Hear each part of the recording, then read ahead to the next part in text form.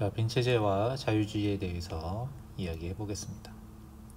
둘이 같이 붙어 있다고 이게 같은 이야기라고 생각을 하시면 안 돼요. 빈체제와 자유주의는 서로 대립됩니다. 정확히 얘기하면 자유주의를 탄압하기 위해서 유럽 국가들이 뭉친 체제를 빈체제라고 부르기 때문이에요. 자, 빈체제는 1814년에 성립이 돼서 1848년 프랑스 2월 혁명과 그로 인한 유럽 전역에서 일어난 혁명으로 무너지게 되는데, 연도를 보면 알겠지만 빈체제는 나폴레옹 전쟁 이후에 유럽을 어떻게 이끌어 나갈 것인가에 대한 유럽 국가들의 대답이다 라고 생각을 하면 되겠어요. 그래서 목적은 이 빈 회의에서 만들어진 체제를 빈체제라고 부르는데, 나폴레옹 전쟁이 끝난 다음에 전후 처리를 어떻게 할 것이냐, 그리고 이 프랑스 혁명과 나폴레옹 전쟁으로 무너진 유럽의 질서를 어떻게 정리할 것이냐, 그 문제로 토의를 한 거겠지. 그래서 기본 원칙은 뭐냐면 정통성의 원칙을 내세우는데, 정통성의 원칙은 뭐냐, 유럽의 지배권과 영토를 프랑스 혁명 이전으로 되돌리는 거야. 한마디로 빈체제는 프랑스 혁명과 그 이후에 발생한 나폴레옹 전쟁에서 승리한 유럽 국가들이 다시 프랑스 혁명 이전으로 돌아가고 싶었던 거지. 그래서 정통성의 원칙이라고 불러. 그리고 모든 걸 프랑스 혁명 이전으로 돌리고 싶은 거죠. 그러면 특이한 게, 이 빈체제는 프랑스에게 승리를 거두었지만 프랑스에게 지나칠 정도의 징벌을 내리지 않아. 왜? 프랑스 혁명 이전의 구체제에서 프랑스는 굉장히 중요한 역할을 했기 때문에 빈체제에서도 프랑스를 막 나라를 쪼개버린다든지 약화시킬 생각이 별로 없었던 거야. 다시 옛날 프랑스로 돌아가라는 거지. 그러면 프랑스에게는 뭐라겠어? 다시 왕이 복귀하게 되겠지. 근데 루이 16세는 죽었잖아. 그래서 루이 16세 동생이 루이 18세로 다시 복위를 하게 된단 말이에요. 참가국은 유럽의 모든 강대국들이 참여합니다. 나폴레옹 전쟁에서 동맹을 맺었던 오스트리아, 영국, 프로이센, 러시아에 플러스 다시 프랑스 혁명 이전으로 돌아가야 되니까 프랑스도 배상금을 지불한 다음에는 빈체제에 참여할 수 있게 돼. 그리고 이것을 주도한 사람은 오스트리아의 재상이었던 메테르니히라는 사람이 주도하게 됩니다. 그래서 이 빈체제를 유지하기 위해서 국가들끼리 동맹을 맺게 되는데, 신성동맹, 사국동맹, 나중에는 오국동맹까지 맺게 돼. 그래서 신성동맹은 러시아, 오스트리아, 프로이센이 결성하게 되죠. 이렇게 모여서 뭐 하느냐, 각국의 자유주의와 민족주의 운동을 연합하여 탄압하겠다는 거예요. 그러니까 다시는 프랑스 혁명 같은 사건이 벌어지면 안 되고, 만약에 그런 혁명이 일어날 것 같으면, 혁명이라는 거는 나라 안에서 해결하기 힘들기 때문에 다른 나라들까지 신속하게 연합해서 군대를 보내줘서 진압시킨다라는 거지. 그래서 혁명은 안 돼, 이렇게 생각을 하는 거야. 신성동맹도 맺고, 나중에 신성동맹에 영국이 플러스 돼서 사국동맹이라는 걸 맺게 돼. 여기에 한 명 더 추가되면 프랑스까지 추가되는 거죠. 그러면 유럽의 5대 강대국인 러시아, 오스트리아, 프로이센, 영국, 프랑스, 이 5개의 유럽 강대국들이 5국 동맹을 맺어서 프랑스 혁명에 영향을 받은 자유주의 운동이 일어나면 이 연합한 군대가 어디든지 달려가서 막아버린다라는 거야. 그게 바로 빈체제의 핵심이고, 빈체제는 어떤 거라고 했냐면 프랑스 혁명 이전으로 돌아가서 그 이전 상태에서 현상 유지를 하는 게 빈체제의 목적이었던 거지. 이 사람이 바로 메테르니히입니다. 오스트리아의 재상이고 빈체제를 주도했지. 그래서 빈체제는 한마디로 계속 얘기하지만 프랑스 혁명 이전으로 돌아가는 게 목적이고, 당연히 자유주의 민족주의 운동은 싹 다 탄압을 하겠지. 왜냐하면 이 자유주의 민족주의 운동이라는 게 모두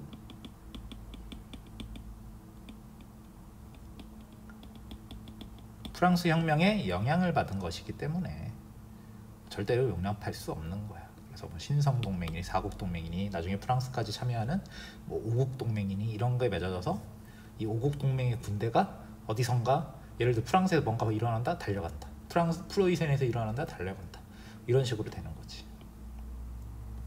하지만 이미 프랑스 혁명이라는 큰 사건이 벌어진 이후에 빈체제라는 게 들어서서 어떻게든 막아보려고 했지만 옛날로 돌아갈 수 없겠죠. 어떻게 혁명을 겪고 나서 옛날로 돌아가겠어. 그래서 유럽 각지에서는 이 빈체제에 반대하고 각국의 자유주의, 민족주의 주장이 계속 일어나게 됩니다. 자, 독일에서는 프로이센에서 브루센 샤프트가 자유주의와 민족주의 운동을 주도하게 돼. 벌써 뭐 1815년에 먼저 이런 일이 벌어지는 거야. 자, 이탈리아에서는 아직 이 독일도 그렇고 이탈리아도 그렇고 아직 통일이 안 됐는데 까르보나리단이 혁명운동을 일으켜서 자유주의 개혁을 추진하고 통일을 추진했었고, 그리스 같은 경우에는 당시 오스만 제국의 영토였는데 그리스가 이 나라가 독립전쟁을 벌여 1821년부터 29년까지 러시아, 영국, 프랑스의 지원을 받고 유럽 지식인의 후원으로 독립을 쟁취했는데, 자, 빈체제의 핵심이 뭡니까?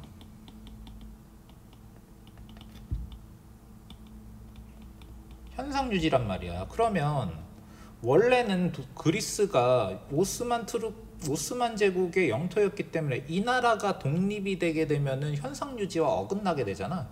그래서 사실 빈체제를 주도했던 메테르니히는 그리스의 독립을 달가워하지 않았어. 하지만 그리스라는 나라 자체가 그리스 로마 문명, 이 서양 문명의 시작이었던 곳이기 때문에 유럽 지식인들이 이 나라에 애정이 많았단 말이에요. 이 나라가 독립하려고 하니까, 야, 드디어 오스만 제국의 압제에서 벗어나고 서양 문명의 뿌리가 다시 우리에게 돌아오겠구나. 그러고 막 지원을 하게 되고, 러시아, 영국, 프랑스도 이 그리스가 오스만 제국에서 독립하게 되면 뭔가 각국의 이득이 있다고 생각했기 때문에 지원을 하게 된 거지. 여기서부터 빈체제가 삐걱거리기 시작하게 됩니다. 현상유지에서 벗어난 것이기 때문에. 자, 라틴 아메리카는 남아메리카 대륙이지. 자, 이곳에서는 에스파냐 지배에서 벗어나려는 독립운동을 전개하게 되네. 당연히 메테르니는 이게 유럽은 아니지만 유럽 식민지이기 때문에 여기도 현상 유지하고 싶겠지. 하지만 이 지역은 또 미국이 멀로 선언이라는 걸 해서, 멀로 선언이 뭐냐면 한마디로 얘기하면 유럽 국가들은 아메리카 대륙에 간섭하지 말라는 거야. 여긴 우리 땅이다. 우리의 영향권이다. 이렇게 얘기를 하는 거지. 그래서 라틴 아메리카의 독립을 지지하게 됩니다.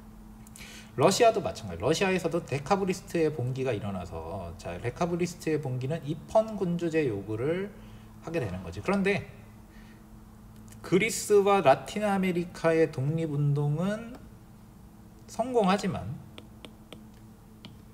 러시아의 데카브리스트의 봉기, 카르보나리단, 브루센 샤프트 실패하게 돼.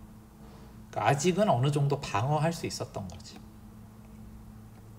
그래서 유럽 각국의 이 빈체제 기간 동안 일어나는 여러 가지 민족주의 운동인데, 이 빈체제를 끝장낸 것은 프랑스의 2월 혁명이야. 그러니까 프랑스가 역시 혁명의 나라이기 때문에 여기서 혁명이 짠 일어나면, 자, 예를 들어 보자. 7월 혁명이 프랑스에서 1830년에 일어나니까 까르보나리단 운동이 1831년에 터지잖아. 요것도 영향을 주고 뭐 이런 일들이 벌어지는 거야. 그리고 48년에 2월 혁명이 터지니까 영향 주고 이렇게 되는 거지. 그래서 이 빈체제 기간 동안에 유럽 각국의 자유주의와 민족주의 운동이 벌어진다. 빈체제는 이런 혁명이 일어나면 빈체제가 막아내려고 했던 거야.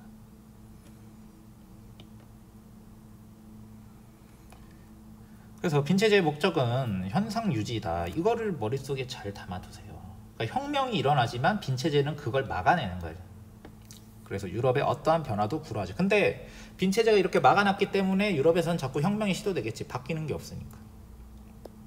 그리고 아까 말했던 멀로 선언이 뭐냐. 자, 미국 대통령의 멀로가 밝힌 외교 방침이야. 읽어보면 알겠지만 미국이 유럽에 대한 불간섭 원칙, 우리도 유럽에 간섭 안 하겠다. 유럽도 아메리카에 간섭하지 마라. 근데 이때는 유럽 국가들이 심각하게 받아들이지는 않았어. 미국이 당시에는 그렇게 강력한 나라가 아니기 때문에 미국이 유럽한테 야 우리는 니네한테 간섭 안 할게. 유럽이 네가 무슨 재주로 우리한테 간섭을 하네 많이 이렇게 하니? 라고 생각을 했단 말이야. 시점이 1823년이잖아. 미국이 독립한 지 뭐 독립선언서부터 치면 1776년이니까 뭐 한 40년 됐고 한 50년도 안 됐고, 그치? 파리 조약을 기준으로 하면 1783년이니까 나라가 생겨난 지 50년도 안 된 나라가 이런 얘기 하니까 유럽 국가들이 처음에는 기뚱에도 안 들었겠지. 근데 미국이 나중에 점점 강해지면서 이 몰로 선언은 힘을 가지게 돼. 그러니까 미국은 아메리카는 미국의 영향이다. 유럽은 유럽 애들 거다.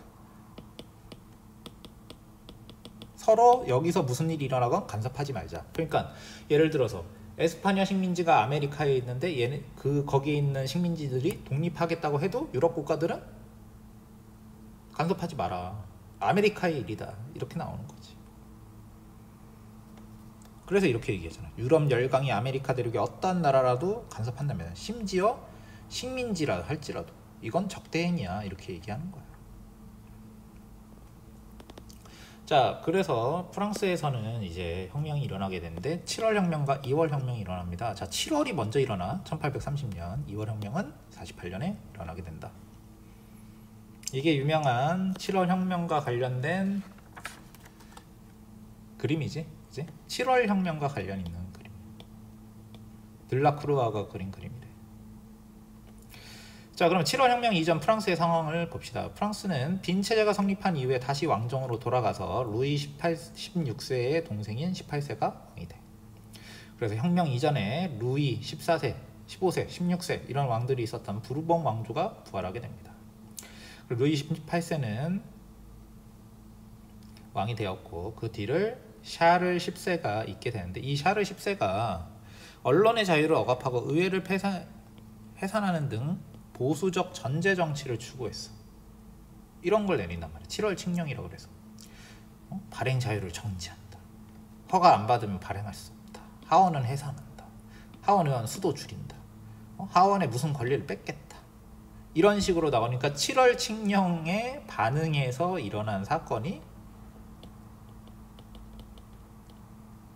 7월 혁명인 거지. 다시 옛날 뭐 전제군주제로 돌아가려고 했나봐. 당연히 프랑스 사람들은 혁명도 해보고 왕도 한번 죽여봤는데 다시 이런 식으로 나오니까, 너무 노골적으로 나오니까 안 그래도 불만이 있었겠지. 프랑스 혁명이 좌절되고 나폴레옹 전쟁에서 지고 갑자기 다른 나라한테 엎혀와가지고 이 사람들이 왕임내하고 막 떵떵거리니까 당연히 분노했을 거야.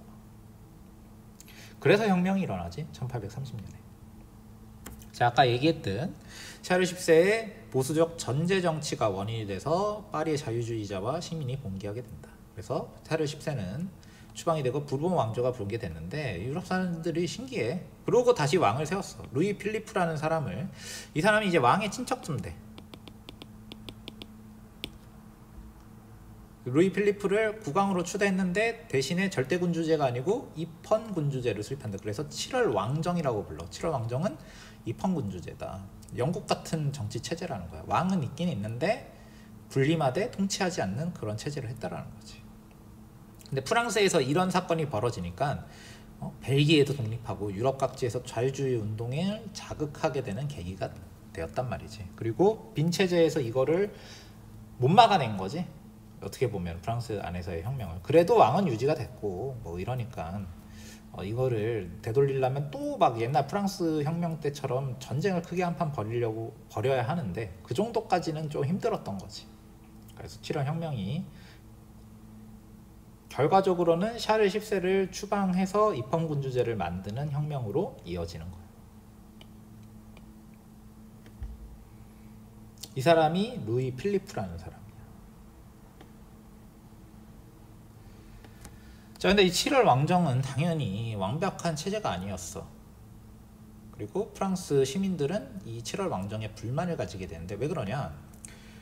정치 권력을 소수 은행가와 대지주가 독점한 체제야. 그러니까 전제군주제면은 귀족이 독점을 하는데 귀족에서 이 사람으로 바뀌었을 뿐이지 뭔가 이 권력과 부가 나뉘어졌다라고 사람들이 체감을 못해.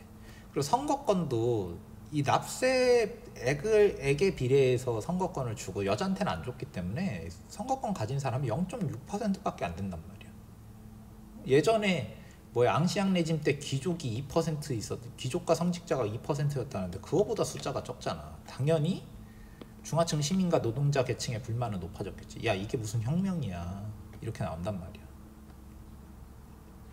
그래서 당연히 시간이 지난 후에 또 혁명이 터지겠지. 자 2월 혁명은 아까 얘기했듯 7월 왕정체제에 중하급 시민계급과 노동자 계층이 불만을 가졌어. 왜? 정치적인 권한을 주지 않으니까. 그래서 선거권 확대를 요구하면서 이 사람들이 봉기를 하고 7월 왕정은 붕괴하고 아 이제 왕이 쓰면 안 되겠다. 야 다시 공화정 해버리자. 제2공화정이 수립이 돼. 제1공화정은 기억이 나죠?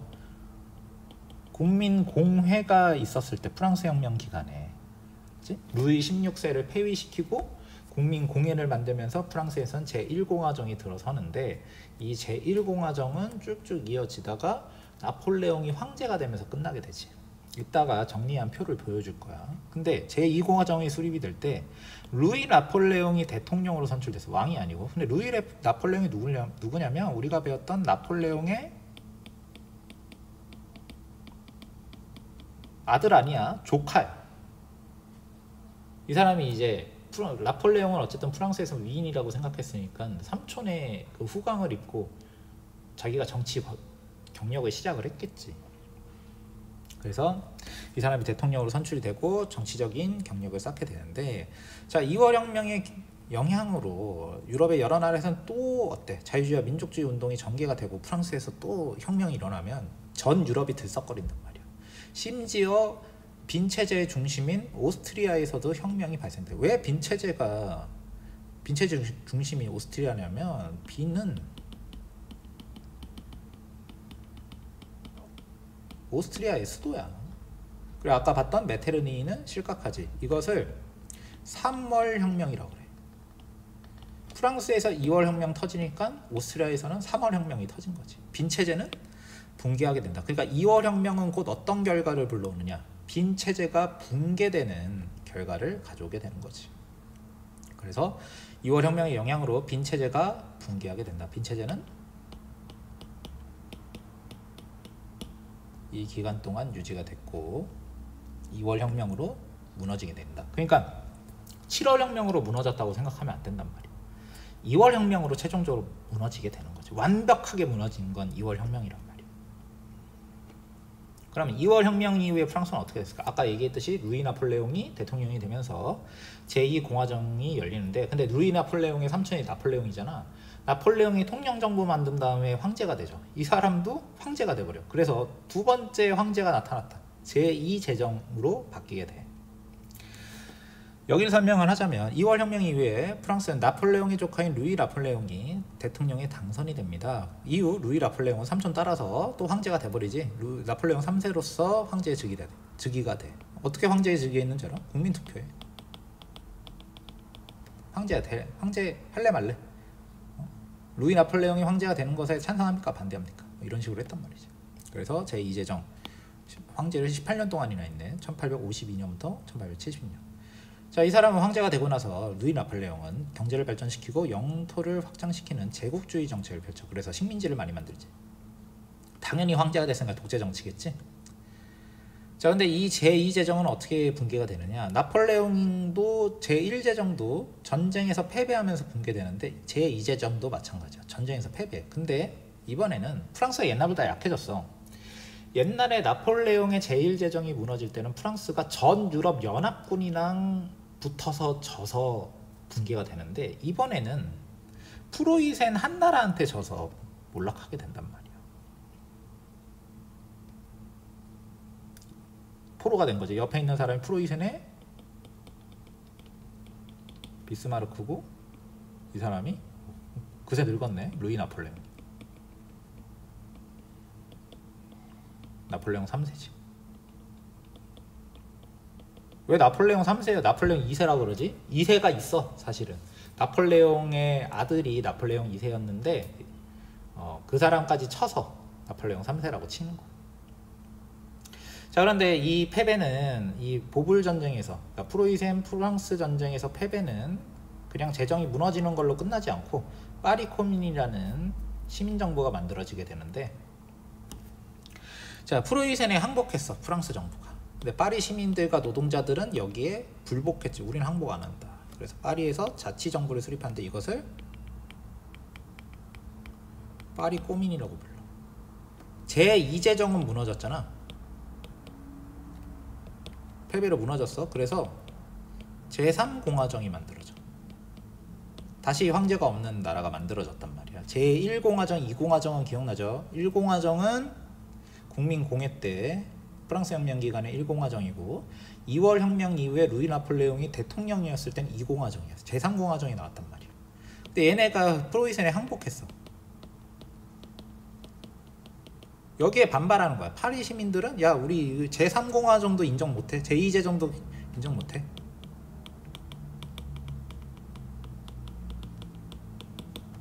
파리 꼬민이란 말이야. 그래서 프로이센에 협력하던 프랑스 임시정부는 제3공화정을 수립을 하고 파리 코민은 또 따로 있었던 거지. 그래서 이 제3공화정은 어쨌든 독일 입장에선 어때?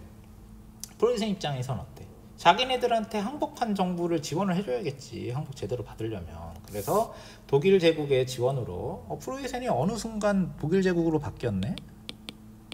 프로이센은 이 프랑스와의 전쟁에서 승리한 다음에 독일 제국을 선포하게 되거든. 그래서 그새 독일 제국으로 바뀌었어. 그래서 독일 제국의 지원으로 파리 코민을 무력으로 진압하게 된다. 이 사람들이 파리 코민인 거지. 시민과 노동자 정부가 파리에 구성이 됐는데 이것을 독일 제국의 지원을 받은 프랑스 제3공화정이 이들을 진압하게 되는 거야. 파리가 완전 박살이 난 거지. 그래서 프랑스의 정치 체제 변환을 프랑스 혁명 때부터 보자면, 자, 프랑스 혁명 이전까지는 절대 왕정이야. 그러다가 국민의회에서 입헌군주정을 만들었고, 국민공회 때 제1공화정, 왕이 없어지는 거니까, 루이 16세가 폐위됐기 때문에 제1공화정이 만들어졌다가 나폴레옹이 황제가 되면서 제1제정이 만들어져. 근데 나폴레옹이 죽은 다음에 빈 체제가 만들어지면서 다시 부르본 왕조가 돌아가니까 왕정 복구가 됐지. 근데 이 부르본 왕조가 2월 혁명으로 쫓겨나게 되니까 7월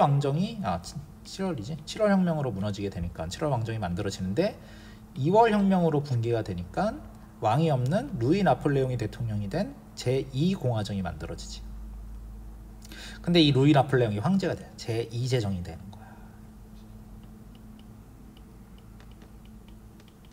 근데 이 루이 나폴레옹이 전쟁에서 져서 프로이센에 덜커덕 포로가 돼버렸지.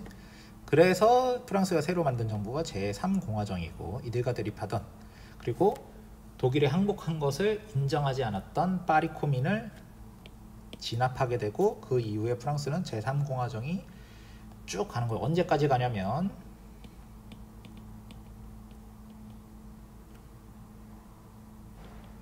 2차 대전까지는 제3공화정이 유지가 된다. 제3공화정은 어떻게 무너지냐면 2차 대전 때 독일한테 프랑스가 점령되면서 끝나. 그래서 이런 식으로 변화가 된다 라는 거. 그러니까 이게 헷갈릴 거 아니야. 제1공화정, 제2공화정, 제3공화정, 뭐 제1제정, 제2제정 이런 게 헷갈리는데 요걸로 정리해서 한번 보세요. 그래서 프랑스 얘기는 이렇게 되고, 영국은 그러니까 프랑스는 혁명인데 영국은 개혁이지. 그러니까 뭔가 점진적으로 영국에선 변화가 일어나는 거야. 이 내용을 보자면, 자, 영국은 개혁이라고 표현을 해. 혁명이라고 얘기 안 합니다. 왜? 점진적으로 추진됐기 때문에. 그래서 어떤 식으로 추진이 되냐면, 일단 차별이 폐지가 돼. 우리 심사법이라는 거 기억나지? 예전에 명예혁명 전에 찰스 2세가 집권을 할 때 찰스 2세가 카톨릭 신자들을 자꾸 등용을 하려고 하니까 심사법이라는 걸 의회에서 제정해서 국교도가 아니면 절대 관직에 취임 못한다. 근데 이거를 만들어진 지 한 100년, 한 150년 뒤인 1828년에 심사법이 폐지가 돼. 꼭 국교도가 아니더라도 영국의 공직을 허용한다. 그지? 심사법 폐지가 되는 거지. 그리고 가톨릭 해방법이 제정돼서 가톨릭 교도에 대한 차별이 대부분 폐지가 된다. 왜냐하면 더 이상 이제 이런 종교가 영국에서는 의미가 없어진 거야. 근데 약간 시대착오적인 법이 남아있으니까 이런 걸 폐지를 하게 되는 거지. 그리고 선거권이 확대된다. 프랑스에서는 혁명을 해서 선거권을 확대하는데 영국은 그래도 법을 개정하는 정도로 선거권이 확대가 되는데 이것도 순탄하진 않았어. 자, 영국은 1차 선거법 개혁부터 6차까지 개혁이 되는데 내용을 보면 알겠지만 점점 유권자가 확대가 돼. 개정 전에는 귀족과 젠틀이만 투표를 할 수 있었는데 1차 선거법 개정으로 신흥상공업자가 투표권을 가지게 돼. 2차 때는 도시의 소시민과 노동자가 되고 3차 때는 농촌 광산의 노동자가 되고. 그러니까 여기까지는 소득 기준을 완화시켜. 그러니까 그때만 해도 세금 얼마 내냐 가지고 투표권을 주거든. 근데 그 세금 내는 기준을 점점점 낮춰준 거야. 그럼 더 많은 사람들이 투표가 가능을 하겠지. 근데 제4차 개혁 때는 진일보한 게 세금과 관계없이 21세 이상 남자, 30세 이상 여자 보통 선거권을 준 거야. 근데 아직은 뭐가 남았어? 여자와 남자의 나이 기준이 다르잖아. 여자한테 차별적이잖아. 이게 28년에 21세 이상 남녀면 모두 투표가 가능하다. 보통 선거가 가능한 거지.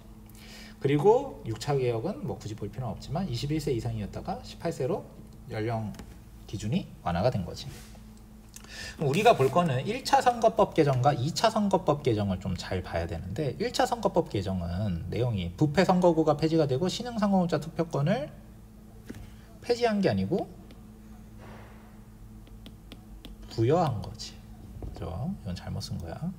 이게 무슨 얘기냐면 당시 영국은 산업혁명으로 1700년대와 1800년대 인구 구조가 완전 달라졌어. 1700년대만 해도 농촌의 인구가 훨씬 많고 도시의 인구가 적었어. 이건 예를 든 거야. 예를 들어서 농촌에 10만 명이 있었으면 도시에는 1만 명이 있었는데 1800년대가 되면 농촌에는 인구가 1만 명밖에 안 남고 도시에는 10만 명이 늘어난단 말이야. 도시로 인구가 집중이 되지. 그러면 농촌에서는 1700년대 의원 10명을 뽑았고 도시에서는 의원 1명을 뽑았다면 바뀌어야 되잖아. 도시가 훨씬 더 많아졌으니까. 근데 문제가 뭐냐면 선거구를 개정할 필요가 왜 있었냐면 여전히 선거구는 그대로였기 때문에 농촌에서는 여전히 인구가 확 줄었음에도 불구하고 뽑는 의원 숫자는 똑같은 거야. 도시에서는 인구가 10배로 늘어났는데 뽑는 의원 숫자가 적어. 그러면은 의회에서 정하는 법들이 다 누구 중심으로 가겠어? 농촌 중심으로 계속 법을 만들겠지. 근데 영국이라는 나라는 이미 산업혁명을 겪으면서 도시 중심 국가가 됐고 도시의 노동자 숫자가 엄청나게 많아졌는데 그들을 신경 쓰는 의원들은 한 명도 안 뽑힐 수밖에 없는 거지. 이걸 개혁하는 거야. 그러면 선거구를 개정하면 어떻게 되겠어? 농촌의 의원 숫자를 1명으로 줄이고 도시의 의원 숫자를 10명으로 줄이는 식의 개혁이 진행이 되는 거지. 우리나라도 계속 인구 구조가 바뀌면서 선거구를 개혁을 해요. 티가 안 나서 그렇지. 국회의원 여기는 얼마 뽑았다가 이렇게 바꾸는데 영국은 이걸 한참 동안 안 하니까 이런 문제가 생긴 거야. 근데 이걸 바꾼 게 1차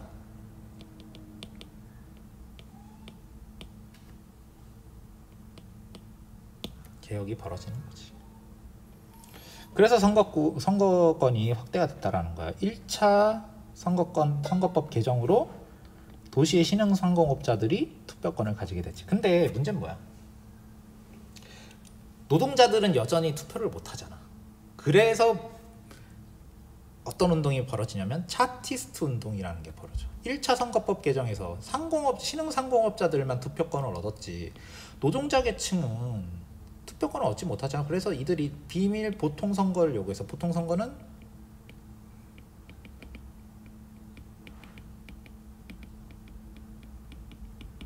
나이만 차면 선거 참여가 가능한 게 보통선거란 말이야. 인민헌장이라는 걸 내세워서 이런 주장을 하게 됩니다. 38년부터 40년대 후반. 물론 이 차티스트 운동은 성공하지 못해. 40년대 후반까지 차티스트 운동 벌어졌는데 이 사이에 개혁이 있나요? 2차 개혁은 1867년이고 도시의 소시민과 노동자까지는 확대가 됐지만 보통 선거는 1918년쯤 돼야 가능한 거잖아. 그치? 하지만 이 차티스트 운동을 계기로 해서 야, 이게 도시의 노동자들이 이런 불만이 있구나. 선거권의 확대가 필요하다는 게 영국의 정치 부문에서 의회에서 얘기가 돌았단 말이지. 그치? 이런 효과가 있어서. 근데 직접적인 성공은 아니었다. 그래서 교과서에 이렇게 얘기를 해요. 차티스트 운동은 결국 실패했지만 선거권이 확대되긴 했다. 이렇게 얘기를 하는 거지. 자, 그리고 정치뿐만 아니고 경제 부분에서 자유주의 경제개혁을 하는데 자유주의 경제개혁이란 게 뭐냐? 규제를 없애는 거예요. 뭐랑 반대가 되냐면 중상주의와 반대가 되는 거야. 중상주의는 어때? 뭐 자꾸 막 관세 장벽을 만들고 뭐 외국에서 물건을 못 들어오게 해서 경제를 발전시키지 않는 게 중상주의인데 자유주의 경제개혁이라는 건 뭐냐면 무역을 최대한 편하게 해서 무역량을 늘려서 경제를 발전시키자는 게 자유주의 경제 사상이란 말이야. 근데 왜 이런 게 유행하냐면 다른 나라는 지금 산업혁명이 느리게 일어나는데 영국 혼자 산업혁명을 성공해갖고 공장이 확 늘어났기 때문에 영국 입장에서는 중상주의 경제정책을 계속 추진하다가는 공장을 만든 보람이 없단 말이야. 이미 자기네 나라와 식민지에서 소모하는 것보다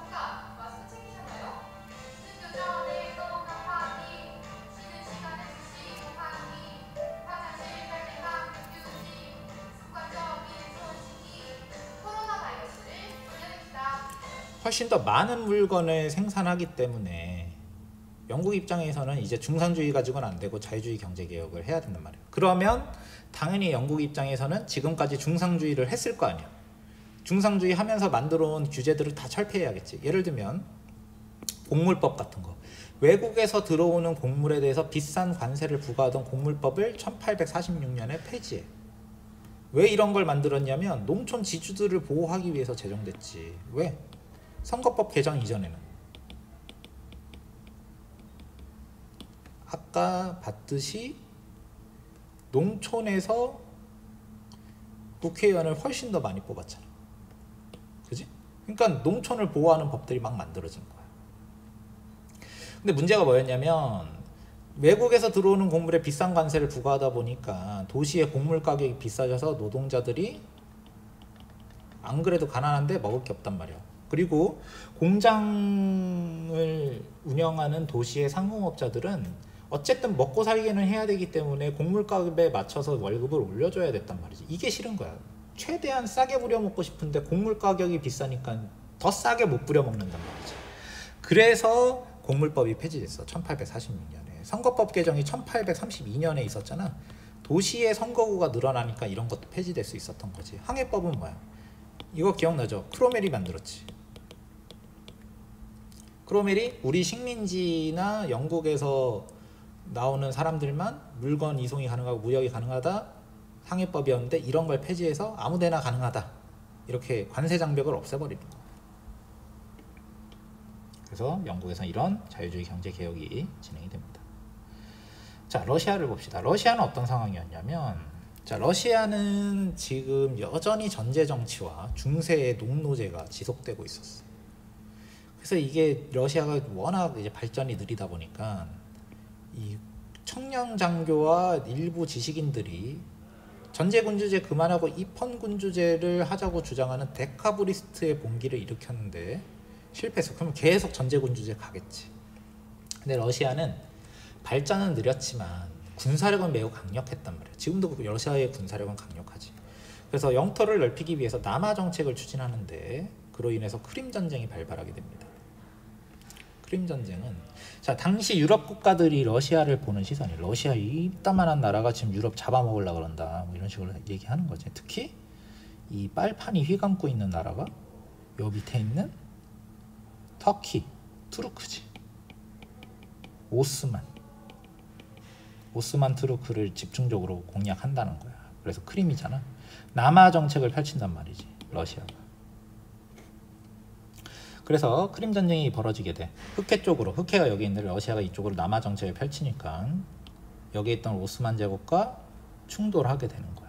근데 영국과 프랑스는 러시아가 계속 이렇게 성장하면 안 되겠다라고 생각해서 연합해서 오스만 제국을 지원하게 돼. 여기에 플러스 이탈리아까지 참여하게 돼. 그래서 이렇게 편먹고 러시아를 막게 되니까 러시아는 패배하게 되지. 그러면 러시아가 딴 건 몰라도 군사력은 세다라는 게 있었는데 전쟁에서 져버리면 이런 이미지가 흔들리게 되잖아. 그래서 러시아의 황제도 계속 개혁 요구를 외면했는데 야 이제는 안 되겠다. 개혁은 하긴 해야겠다. 이렇게 생각을 했다라는 거지. 그래서 개혁을 합니다. 알렉산드르 2세는 전제 정치와 농노가 러시아의 후진성을 상징하는 거였는데 자기가 물러날 수는 없잖아. 농노부터 해방을 한 거야. 1861년에. 근데 이게 별로 효과는 없었대. 그래서 러시아 지식인들이 이 농노 출신이었던 농민들을 계몽하기 위해서 분하로드 운동이라는 걸 벌이는데 우리가 일제시대 예전에 한국사 배울 때 일제시대 때 분하로드 운동이 20년대 있었다 그랬잖아. 이거 따라한 거야. 우리나라 그 지식인들이. 그래서 농민 계몽을 위해서 분하로드 운동을 벌였는데 이게 잘 안 돼서 실패했어. 그래서 지식인들이 절망했어. 야 진짜 안 되겠다. 러시아는 노답이다. 러시아 정부 이런 정부 같은 거 없어야 돼. 무정부주의자 아나키스트가 돼버려서 아주 우리는 이제 뭐 무슨 말랑말랑하게 뭐 농민들을 뭐 무슨 계몽하고 뭐 의회를 만들어 달라 뭐 차르 뭐 입헌군주를 해달라 이런 거 다 소용없어. 우리도 막 다 테러할 거야. 그래서 알렉산드르 2세를 1881년에 암살시켜버려. 근데 문제는 뭐냐면 그나마 알렉산드르 2세가 러시아의 짜르 중에서 그나마 개혁을 해야겠다는 생각을 가진 사람이었다는 거지. 이 사람이 죽고 나니까 이후에 러시아 정부는 이건 다 자유주의 운동 때문이야. 괜히 풀어주니까 이런 일이 벌어졌어 생각하고 자유주의 운동을 싹 다 탄압해버려서 러시아의 정치적 발전은 또 지체가 돼. 의회도 잘 안 만든단 말이야. 러시아 같은 경우에는. 이렇게 암살당하게 되는 거지. 여기까지 하겠습니다.